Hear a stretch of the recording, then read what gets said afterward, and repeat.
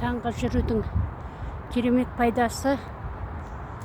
Енді сіздермен біраз бөлісейін. Күнде таңертең жүріп әдетке айналдырғаннан кейін мына таңғы жүрістің денсаулыққа өте көмегі өте көп. Ең бірінші сол айтатыным, үйде жатқан адамдар, мысалы көбінше үйде болатын адамдар жаңағы сыныққа бой алдырады. Бір жерден тайып кетсе де денелері сынып кетуі мүмкін. Сондықтан бана застой болады ғой организмге. Сондықтан көп аурудың болуына себепші болады. Сондықтан мысалы көп ауыру, басым ауырады деп жатады, құлағым ауырады, бір жерім ауырады, грипповать етем, өкпем ауырады, бір нәрсем бронхым ауырады. Ойбай, менде сондай хронический, сондай керемет аурулар бар деп прямо қорықпай айтады. Бірақ ең пайдалы осы бір кішкене жатқаннан гөрі одан да жүрудің пайдасы өте керемет. Жүру арқылы сіз организміңіздегі жаман аурулардың бәрінен құтылуға болады.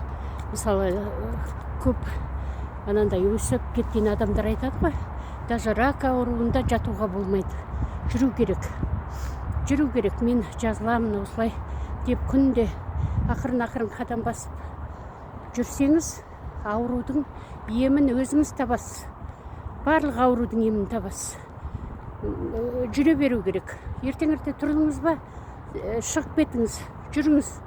Болмаса қай кезде уақытыңыз болады. Түсте уақытыңыз бар ма? Түсте шығыңыз да жүріп үйреніңіз, бастаңыз. Бұл жүрудің ең кереметі миыңызға жақсы әсер етеді ғой. Кешке жақсы ұйықтайсыз. Аз ұйықтасаңыз да оның пайдасы деген зор. Кешке ұйықтайсаңыз, енді өзіңіз біраз күн жүріп көріңіз, өте пайдасы зор. Ұйқыға жаңағы нейрондардың қалыптасуына, неврологический ауруларға, мына депрессияға өте керемет. Мен өзімнің осы өмірімдегі жүріп жүргендегі осы талай адамдармен жұмыс жасадым. Сонда осы әр несіне жүруді айтып отырам. Жүрсеңіз, сіздің күш қуатыңыз көбейеді, денсаулығыңыз түзеледі, миыңыздың тазалығы, миыңыздың мысалы гормондарға да көмектеседі деп айтып қосып отырамын. Өйткені өзім басымнан қанша жылдан бері өтіп жатыр ғой, мінекей қанша жылдан бері мен жүріп жүрмін, ерінбеймін, ешқандай не болмайды, еріншектікке де салынбаймын. Таңертең тұрдым, уақытым таңертең болады көбінше. Сол таңертең жүруге тырысамын. Сол арқылы мен ойымдағы қаншама енді қазір айтады, болезнь дейді ғой, Құдай сақтасын, енді былай болезнь жоқ. Бірақ дегенмен де адам өмірге мына жасқа келгеннен кейін, мен қазір 61 жастамын. Осы жасқа келгеннен кейін адам өмірінде көп нәрсе болады. Мысалы застой, қаныңыз бір жерде тұрып қалады. Өйткені қимыл қозғалыс өте аз. Болмаса үнемі тамақты да дұрыс ішпей қаласың. Өмірімізде бәріміз сондай. Тек қана сіздер емес, мен де сол нәрседен өттім, бірақ дегенмен де көп нәрсені мен осы жүру арқылы жеңдім деп айтам. Мен бір жерге барып гимнастикаға жасаймын, оған да қатсам, бірақ дегенмен де жүрудің пайдасы өте зор. Бүкіл ағзаңызға керемет қой. Ағзаңыздың бәрін, шлактарыңызда уақытысында шығып отырады. Жүргеннен кейін ішіңізде дұрыс жүреді. Жүргеннен кейін жаңағы миыңызда дұрыс жұмыс жасайды. Кортизол төмендейді деген сияқты ғой. Жүрудің пайдасының жаңағы кереметі.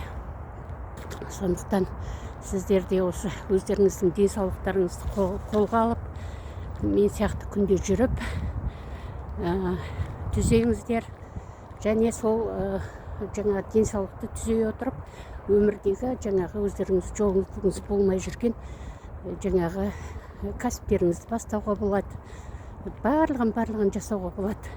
қандай да бір аурулар, мысалы қазір көп кездесетін аурулар, көбінің басы ауырады.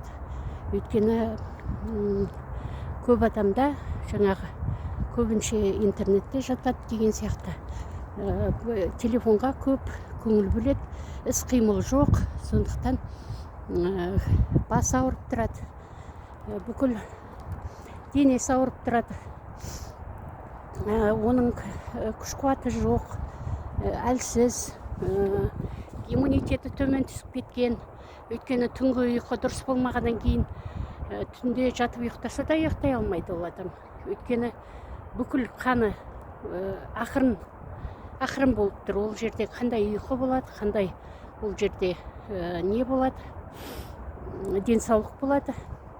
Сондықтан соның бәрін қойыңызда, далаға бір уақыт шығып, 10-15 минуттан бастаңыз, содан кейін жарты сағат, 1 сағат, содан кейін ақырындап көтере бересіз.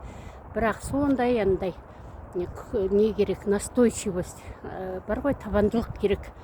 Көбісі мысалы 2 күн жүреді, 3-ші күні уже беті қайтпайды. Өткен 1-ші күні шыққанда ол адам сондай көп жүріп тастайды, қазір күшті сияқты болып, одан кейін 2-ші күні уже тұра алмай қалады. Олай жасамаңыздар. 10 минут жүріп келдіңіз ба, жеткілікті. Ертесі күні 15 минут, содан 20 минут, солай көбейтесіздер. Сонда адам ертесі күнде жеңіл тұрып, жаңағы оның пайдасын сезініп жүрудің, сөйтіп қалыпқа келіп, жаңағы денсаулықтарынан әдемі айырылады, денсаулықтарынан.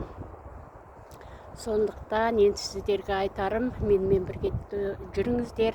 Қазір көп адам, менің таныстарым болсын, жақын адамдарым болсын, өздері құлшыныс болып, ой керемет деп жаңағы мені қолдап, көбінше мен де жақында бастаймын, мен де жүргім келеді деп жатыр. Жүріңіздер.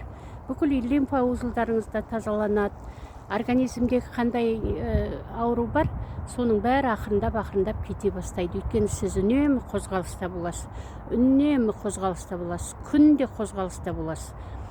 Есіктің алдына шығып жаттығу жасағанша, одан да жүріңіз. Жүріп келгеннен кейін жаттығуыңызға бара жатасыз ары қарай.